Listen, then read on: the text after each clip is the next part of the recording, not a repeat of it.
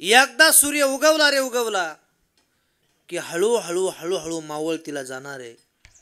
तसा हाच सूर्य एकदा उगवला रे उगवला की हळूहळू हळूहळू हा मावळतीला जाणार आहे. 12 वाजता सूर्य बरोबर येतो माध्यानाला, म्हणजे डोक्यावरती येतो. ज्यांचे 50 वर्ष कंप्लीट आहेत त्यांचे बरोबर 12 वाजलेले. यायले की ध्यानात? ज्यांचे 50 वर्ष कंप्लीट आहेत बरोबर 12 वाजलेत. माझं 33 कंप्लीट आहे म्हणजे चांगलं कवळ ऊन पडलंय म्हणायचं. बरोबर. ज्यांचे 70 वर्ष कंप्लीट आहेत जवळजवळ 3 वाजलेले आहेत म्हणायचं. आणि जे 90च्या पुढे गेलेलेत 11 आला म्हणायचं का? बरोबर, ठीक आहे, काय अडचण नाही. मावळतीला चाललाच असं म्हणायचं. चढता सूरज धीरे धीरे ढलता है ढल जाएगा. त्या लेखकाने सांगितलं, तू यहाँ मुसाफिर है बेकरार पानी है, 4 दिन की तेरी महिमा तेरी जिंदगानी है. मुसाफिर म्हणजे तू पाहुणा आहे. मुसाफिर म्हणजे कोण आहे? तो या मृत्यू लोकातला पाहुणा आहे. त्या लेखकाने सांगितलं, प्रत्येक पाऊल टाकताना अगोदर विचार कर पुढे तुला काय करायचे. आपण पाहुणे, पाहुण्या माणसाचं काम काय? काम झालं की ज्यानं त्यानं आपापल्या गावाला निघून जायचं. आता आपण परिवाराच्या या अतुल दादांच्या या परिवाराच्या दुःखामध्ये आपण सहभागी झालो. मला सांगा, आपण आता हा कार्यक्रम झाल्यानंतर किती दिवस मुक्कामाला तिथे? 8-10 दिवस आहेत का? काम झालं की जो तो आपापल्या गावाला. तसं त्या लेखकानं सांगितलं, आपण या मृत्यू लोकातले मुसाफिर म्हणजे पाहुणे आहेत. ज्याचं काम झालं त्यानं निघून जायचं. त्या लेखकाचं म्हणणं, तू यहाँ मुसाफिर है बेकरार पानी है, 4 दिन की तेरी महिमा तेरी जिंदगानी है. आधी सोच ले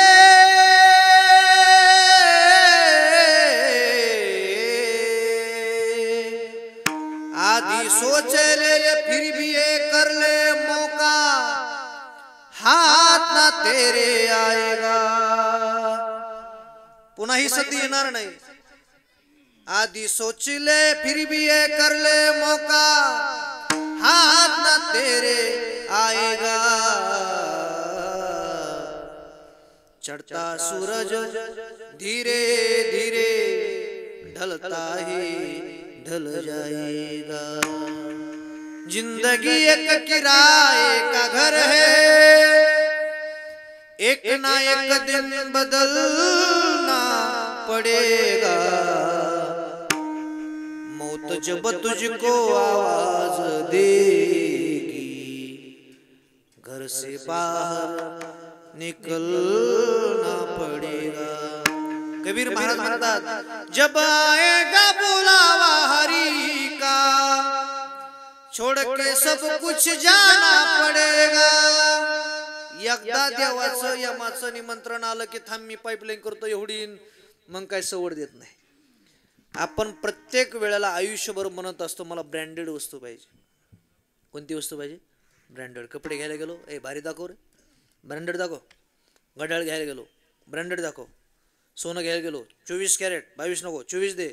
आता बराच भाव झाला वाटते ना सोन्याचा. हां, सगळं आपण आयुष्यभर ब्रँडेड ब्रँडेड म्हणतो. पण असं कधी तुम्ही पाहिलं का, एखादा श्रीमंत माणूस मेला, ब्रँडेड स्मशानभूमी बघा, ब्रँडेड बांबू आणा, ब्रँडेड मडका आणा, आहे का? महाराज म्हणतात, या मृत्यू लोकातले तुम्ही पाहुणेत.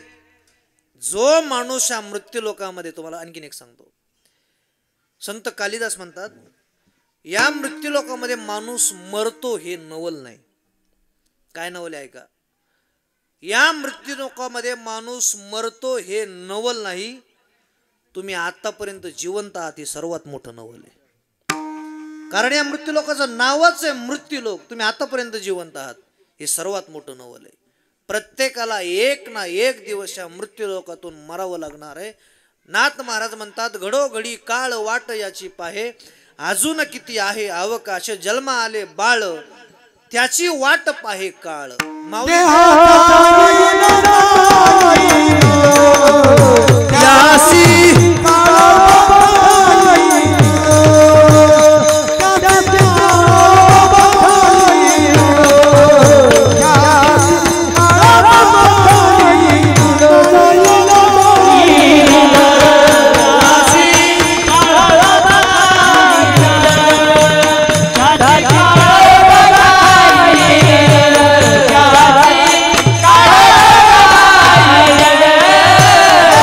मेला पंजा मेला बाप मसना गेला कोण कोण गेलं इथं येऊन देखत देखत नातू पंतू तोही तैसा झाला देखत देखत नातू पंतू तोही तैसा झाला आवेगा सो जावेगा जो या मृत्यू लोकांमध्ये जन्माला आला एक ना एक दिवस तो मरणार आहे फक्त माझ्याकडे बघा आता पण खरं सांगा जीवनाची सुरुवात चांगली असावी की जीवनाचा शेवट चांगला असावा हा शेवट चांगला असावा तुमचं म्हणणं काय शेवट चांगला असावा अण्णा काय चांगला असावं बरं शेवट चांगला असावा दोन्ही बी चांगलं असं म्हणजे दोन्ही कोण बी फॉर्म भरायचा विचार चालू आहे हुशारच माणसं शेवटी व्हायला जाणार माहिती तुमचं काय मत आहे दादा सुरुवात चांगली असावी की शेवट चांगला असावा शेवट चांगला असं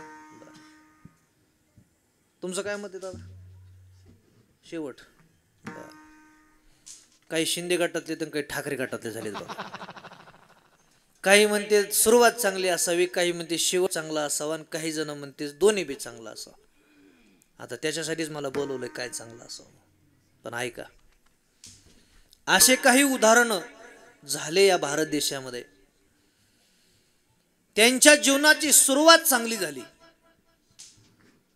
पण त्यांच्या जीवनाचा शेवट चांगला झाला नाही असे काही उदाहरण झाले ऐका फक्त माझ्याकडे पहा सुरुवात चांगली झाली जसे आत्ताचे पंतप्रधान प्राईम मिनिस्टर नरेंद्र मोदी साहेब तसं 5000 वर्षापूर्वी भारत देशाचा सम्राट होता त्या राजाचं नाव होतं धृतराष्ट्र नावाचा सम्राट आता तरी भारत देश लहान झाला पूर्वी पाकिस्तान अफगाणिस्तान बांगलादेश सगळे भारतात होते आणि या सगळ्यांचा सम्राट धृतराष्ट्र हस्तिनापूरचा सम्राट होता हत्ती घोडे लवाजमा ऐश्वर्य सगळं त्याच्याकडे होतं सुरुवात कशी बोला की चांगली 100 मुलं होते त्याला ऐका बरं का एक एक लेकरावाले ऐका आता 100 मुलं होते त्याला 100 मुलं हस्तिनापूरच्या गादीवरती होता सम्राट होता सुरुवात चांगली झाली मध्यही त्याचा चांगला होता मध्यही सगळं चांगलं झालं पण मध्यंतरी केलं काय शेवटी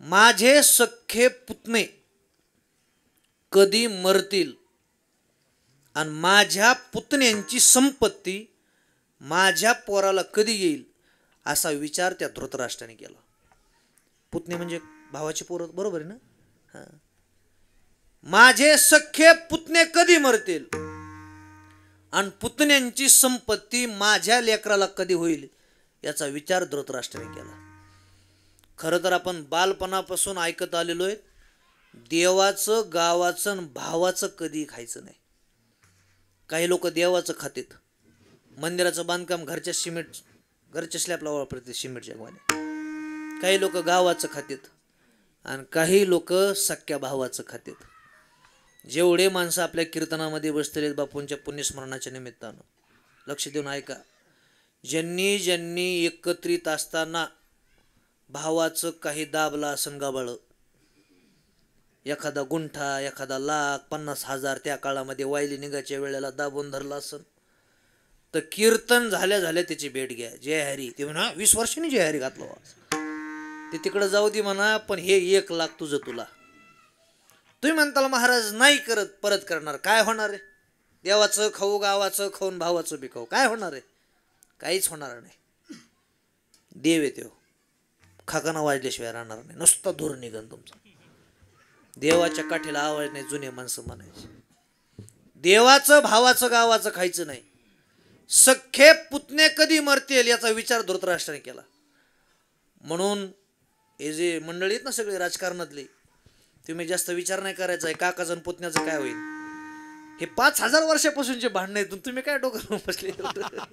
5000 वर्षापासूनचे भांडणं, एवढं काय डोकं लावायचं नाही. मग काय केलं ऐका, 100 मुलं, हत्ती घोडे लवाजमा सगळे ऐश्वर्य. पण महाभारताचं युद्ध सुरुवात झालं. राज्य गेलं, गादी गेली, खुर्ची गेली आणि 100 पोरं एकट्या भीमाने मारले. कोणाचा वेळ आणि काळ कशी बदलणं कधी बदलणं हे सांगता येत नाही, म्हणून वेळेचा सदुपयोग करायचा. 100 मुलं मारले एकट्या भीमाने. आणि धर्मराजा युधिष्ठिर गादीवर बसला, गेलं सगळं. आणि ज्यांच्या मरण्याची वाट पाहिली त्यांच्या घरी राहण्याची वेळ आली आणि त्यांच्याच घरच्या भाकरी खाण्याची वेळ एकेकाळच्या सम्राटाला आली. आणि धृतराष्ट्र जेवायला बसला की भीम गदा घेऊनच यायचा आणि पहिला शब्द वापरायचा आंधळ्या. कारण धृतराष्ट्राला दिसत नव्हतं, नेत्रही नव्हतं. आंधळ्या, आमच्या मरण्याची वाट पाहिली तू, लाक्षागृहामध्ये जाळण्याचा प्रयत्न तुझ्या मुलानं केला, द्रौपदीचं वस्त्र हरून तू रोखू शकला नाही, पण आज आमच्याच घरच्या भाकरी खाण्याची वेळ आज तुझ्यावर आली. हे तुझ्या ताटामध्ये जे वाढलेलं आहे ना, ते अन्न नाही तर तुझा मुलगा दुर्योधन, दुःशासन, त्या मुलाचं मांस वाढलेलं आहे, रक्त वाढलेलं आहे. बाप जेवायला बसला आणि मुलगा कसा मारला हे जर बापाला जेवताना सांगितलं, कुठला बाप जेवण? जेवणाच्या ताटावरून भारत देशाच्या सम्राटानं उठावं. परत महालामध्ये गेला. 3 दिवस भारत देशाचा सम्राट जेवला नाही. धर्मराजाने विचार केला, काका का जेवायला येत नाहीत? म्हणून महालामध्ये गेले. विचारलं, काका आपण 2-3 दिवस झालं जेवायला नाही आले, का नाही आले? सांगितलं, अरे धर्मा, मी जेवायला बसलो की भीम येतो आणि रोज एका मुलाचं गाऱ्हाणं मला सांगतो, हा असा मारला तो तसा मारला. असं बोलल्यानंतर मला जेवण नाही जात. असं का? लगेच भीमाला आवाज दिला, ए भीमा इकडे. धावतच आला भीम. काय दादा, हे आपले चुलते आहेत, काका आहेत, राज्य गेलं, संपत्ती गेली म्हणून काय झालं? माझा तुला आदेश आहे, आजपासून आपले काका जेवण करत असताना त्यांना वाईट बोलू नको, हा माझा तुला आदेश आहे. भीम म्हणला, दादा आदेशाचं पालन होईल. भीमाने उलटा विचार केला. भीम म्हणला, आपल्या भावाने काय सांगितलंय? जेवण करताना वाईट बोलायचं नाही. जेवायच्या अगोदर 15 मिनिटं काय अडचण आहे? विचार काय केला लक्षात आलं का? जेवताना बोलायचं नाही ना, मग जेवायच्या अगोदर 15 मिनिटं थोडं सांगितलं बोलू नका. म्हातारं जेवायला निघालं की हे वाटतच, जय हरी. सांग का कसा मारला दुर्योधन?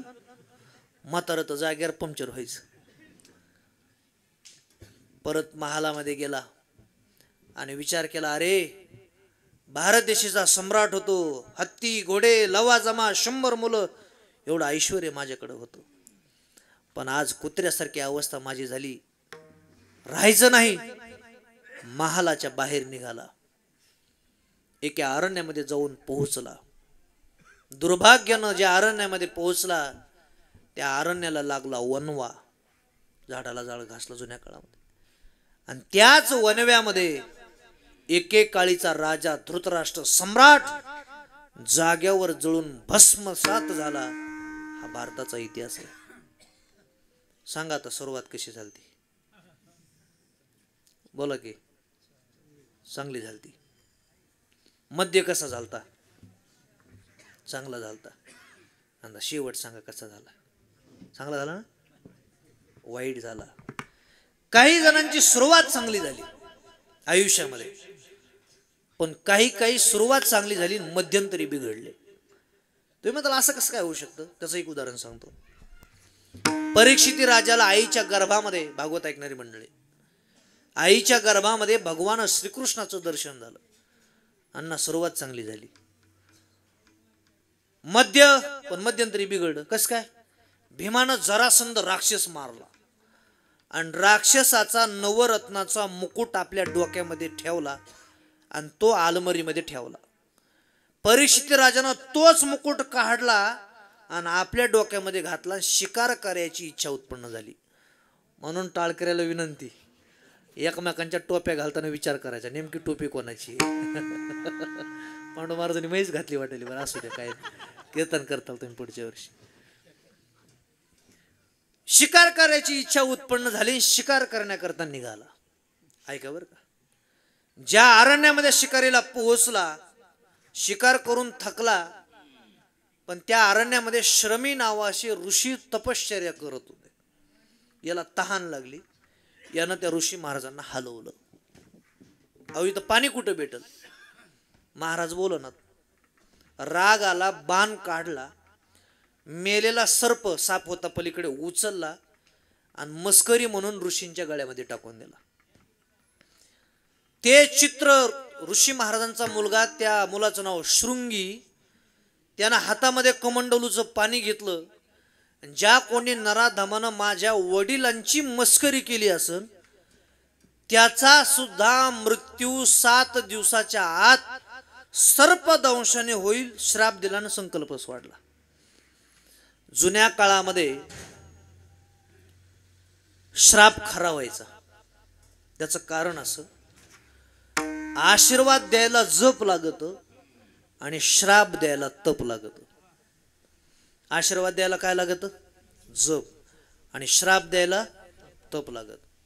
आपण जर म्हटलं तुझं कल्याण होईल तर कल्याण झालं पाहिजे, होत नाही, आपल्याकडे जप नाही. आपण म्हणलं तुझं वाटोळं होईल, वाटोळं होत नाही, आपल्याकडे तप नाही. आपल्याकडे जपही महत्वाचं आणि तपही महत्वाचं. एका व्यक्तीला 8-10 दिवसापूर्वी मी भेटून आलो. आजारी होते जरा. मला म्हणे महाराज तब्येत जरा बिघडलीच माझी. मला काही नाही, 2-3 दिवसात एकदम तुम्ही क्लिअर होताल, पहिल्यासारखे होताल. आशीर्वाद देऊन आलो मी. मेलं ते काल म्हातारं. कालच कार्यक्रम झाला. म्हणजे माझा आशीर्वाद लागला आणि त्याचा कार्यक्रम झाला. आपल्याकडे जपही नाही आणि आपल्याकडे तपही नाही. आमच्या बीड जिल्ह्यामध्ये एक वैराग्य मूर्ती, वैराग्य महामेरू म्हणून एक संत होऊन गेले. घरी गेल्यानंतर गुगलला सर्च करा, त्या संतांचं नाव श्री संत वामन भाऊ महाराज. असे संत झाले. पांढरा फेटा, पिळदार मिशा आणि तेजस्वी महात्मा श्री संत वामन भाऊ महाराज. एकदा त्यांच्या मुखातून शब्द निघाला रे निघाला की शब्द माघारी येत नव्हता. धकधकीत ज्वाळा अग्नी जायचा, एवढं वैराग्य वामन भाऊ महाराजांचं होतं. एका गायकाला श्राप दिला, पिसाळून मरशील. शेवट त्याचा मृत्यू पिसाळून झाला, हा साधून दिलेला श्राप. एका विनेकऱ्याला श्राप दिला, म्हणजे तुम्हाला नाही बरं का, एका विनेकऱ्याला श्राप दिला की तुला गिधाड तोडतील. शेवट त्याचा मृत्यू गिधाड तोडून झाला. गिधाड त्याला तोडत होते, हा साधून दिलेला श्राप आहे. आशीर्वाद द्यायला जप आणि श्राप द्यायला तप लागत. ऋषी महाराजांना अंतर्ज्ञानानं पाहिलं, अरे ज्याला तू श्राप दिला तो साधा नाही, तो परीक्षित राजा आहे. तो श्राप तर दिला, पण जाऊन सांग काहीतरी उद्धाराचं साधन करेल. गेले सांगितलं, माझ्या वडिलांची तुम्ही मस्करी केली, हो मी तुम्हाला श्राप दिलाय, 7 दिवसाच्या आत तुमचा मृत्यू सर्पदंशाने होईल. आता काय करू? मग 7 दिवस श्रीमद भागवत कथेचं श्रवण केलं आणि आपल्या जीवनाचा उद्धार करून घेतला. सुरुवात चांगली झाली होती, देवाचं दर्शन झालं होतं, मध्यंतरी बिघडला होता, पण शेवट त्याचा चांगला झाला. काहींच्या आयुष्याची सुरुवात वाईट झाली, आजामेळ होऊन गेला, वेश्येच्या घरी राहिला, सुरुवात वाईट झाली, वेश्येपासून मुलगा झाला, मध्यही वाईट झाला, पण एक काम चांगलं केलं, त्या मुलाचं नाव त्यानं नारायण ठेवलं. आणि अंतिम समयाला आजामेळ ज्यावेळेला धरणीला पडला आणि यमराज त्याला घेण्याकरता आले आणि मुलगा घाबरन म्हणून त्यानं आवाज दिला, नारायण नारायण नारायण. आवाज ऐकला आणि भगवान परमात्मा उद्धार करायला निघाले. कारण अंतकाळी ज्याच्या नामाले मुखा तुका म्हणे सुद्धा पार नाही. अंतिम समयाला भगवान परमात्म्याचं नामस्मरण झालं पाहिजे आणि यायला पाहिजे. भगवान परमात्मा उद्धार करायला उठले, तसं लक्ष्मी मातेनं हात धरला. कोणीकडं? म्हणजे गिरायक आलंय, नारायण नारायण आवाज देतोय, उद्धार करायला जावं लागेल. लक्ष्मी मातेने सांगितलं, लईच भोळा महादेव आहे आमचा मालक, ह्यांना तर काही कळत नाही. ह्या बघा पुरुष मंडळी, मी तुमच्या वार्डात उभा आहे मतदानाला, मी तुमच्या बाजूनेच आज बोलणार आहे. तुम्हाला जर बायको म्हणली आमच्या ह्यांना जर काहीच कळत नाही, बरोबर आहे म्हणायचं, मला काहीच कळत नाही, मला जर कळत असतं तर तुझ्यासारखी विडी माझ्या पदरातच पडली नसते म्हणायचं, बरोबर म्हणून टाकाय. अगं सांगितलं लक्ष्मी, माझं नाव जरी घेत नसेल पण नारायण नारायण नाव अगोदर कुणाचं आहे? अगोदर माझं आहे मग त्याचं आहे. त्याचाही उद्धार करून घेतला. सुरुवात वाईट, मध्य वाईट, शेवट चांगला. धृतराष्ट्र सुरुवात चांगली, मध्य चांगला, शेवट वाईट. परीक्षित राजा सुरुवात चांगली, मध्य वाईट, शेवट चांगला. अजामेळ सुरुवात वाईट, मध्य वाईट, शेवट चांगला. पण ऐका आता, जगद्गुरु श्री संत तुकाराम महाराज सुरुवातही चांगली, जगद्गुरु श्री संत तुकाराम महाराज मध्यही चांगला, आणि जगद्गुरु श्री संत तुकाराम महाराज शेवटही चांगला. अभंगाच्या पहिल्या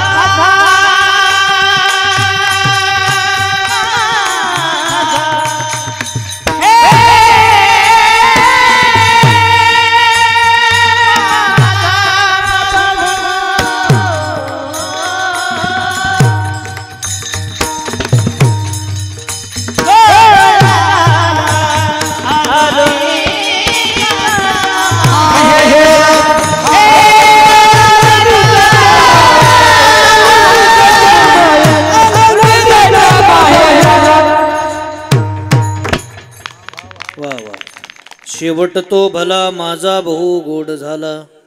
महाराज म्हणतात माझ्या जीवनाचा शेवट गोड झाला. आणि आजही आपल्याला बापूंचा जीवनाचा शेवट गोड करायचा. तुकाराम महाराजांची सुरुवात चांगली झाली. येताना नामदेव महाराजांचा अवतार, जगद्गुरु तुका अवतार नामयाचा. देवाने सांगितलं महाराज जा गाता लिहा लोकांचा उद्धार करा. तुकोबराने सांगितलं देवा मी मृत्यू लोकांमध्ये जाईल, पण येताना चौघाच्या खांद्यावरती जाणार नाही, न्यायला तुला यावं लागेल. सुरुवात कशी झाली? आवरायचं का? घ्यायचं करू. सुरुवात कशी झाली? चांगली झाली. आता मध्य ऐका. महाराज या मृत्यू लोकांमध्ये आले. अखंड भजन, आनंदाचे डोही आनंद तरंग, आनंदाची अंग, आनंदाची अंग, आनंदाचे आनंदाचे डोही आनंद तरंग. सारखं भजन केलं. आणि आता निघायची वेळ आली. चांगली माणसं काम झाल्यावर जास्त दिवस राहत नसतात. तुकोबराने विचार केला आपलं काम झालंय तर निघायचंय, पण देव न्यायला येत नाही. म्हणून महाराजांनी देवाला एक पत्र पाठवलं. तुम्ही सनकादिक संत मनविता कृपावंत, एवढा करा उपकार, एवढा करा उपकार, सांगा देवा नमस्कार. आणि मग निरोप देवापर्यंत पोहोचला. आणि साक्षात भगवान परमात्मा महाराजांना नेण्याकरता आले आणि महाराजांनी सगळ्या लोकांना हात जोडले. येतो आता आम्ही जातो आमुच्या गावा, आम्ही जातो आमुच्या गावा, आमुचा राम आमुचा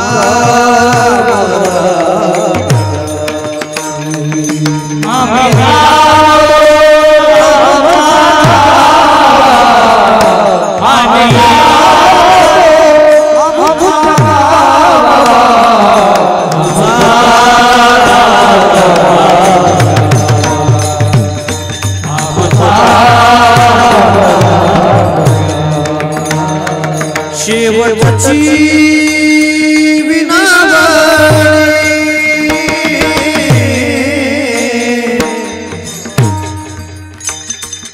शेवटची विनावणी, संतांनी परिसावी सरो न पडावा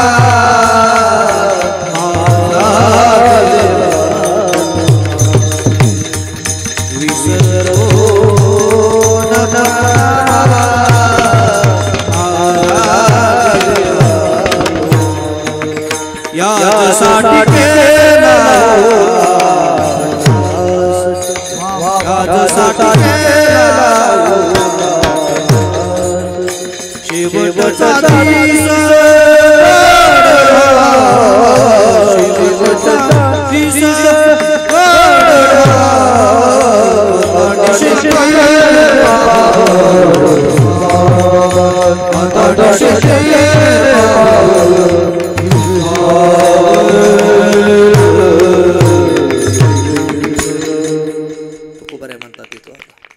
याजसाठी केला उपहास,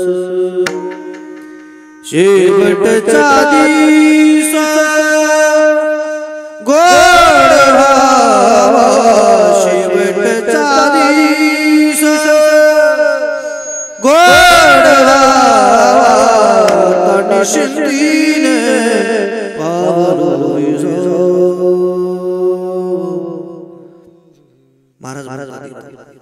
शेवट तो भला माझा बहु गोड झाला, आलो निजाच्या माहेरा बेटी रखुमाईच्या वरा, विठोबा रखुमाई